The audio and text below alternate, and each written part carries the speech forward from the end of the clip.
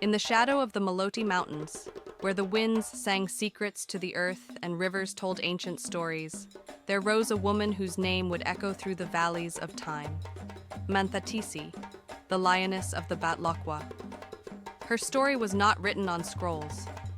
It was carved into the hearts of her people and sung by fireside tongues long after kingdoms crumbled.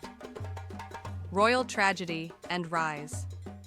Born of noble blood, Mmanthatisi became queen through marriage to King Mokocho of the Batlokwa. Together, they dreamed of peace and strength. But fate had a bitter offering. Mokocho passed when their son, Sekonyela, was still a child. Many expected her to fade into silence, but she rose like a flame. She stood before her people, not as a widow, but as regent, leader, and shield. With eyes like flint and the wisdom of mountains, she vowed, "My people shall not perish." The storm of Mfecane. It was the time of Mfecane, a whirlwind of blood and fire, of shattered homes and scattered tribes. Kingdoms fell, warriors fled. The earth trembled with war drums from Zulu lands to the highlands. Yet, among the chaos, Mmanthatisi marched, not away from danger, but into it, leading thousands, barefoot and brave, across plains and rivers. She was no ordinary commander. She fought not only with spears, but with wit, stealth, and spirit.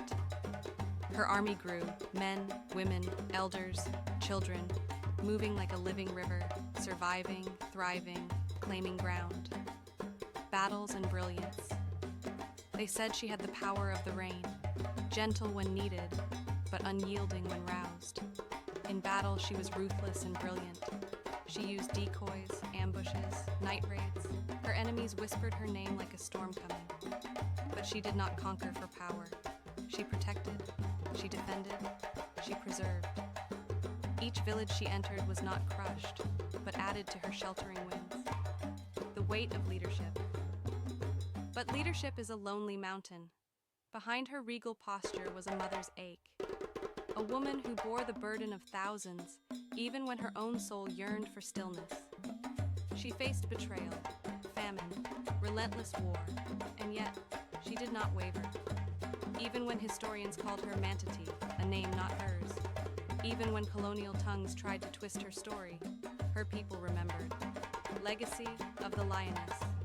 By 1824, her son Sekonyela came of age, and she gently passed the torch, not with sorrow, but with pride. She had kept them alive, she had kept them whole. And when the fires of the Mfecane finally dimmed, the Batlokwa stood because of her. Today she is remembered not as a footnote, but as a legend, a warrior queen, a mother of nations. Her name is Mmanthatisi. Say it with respect, say it with awe, for she was the lioness who roared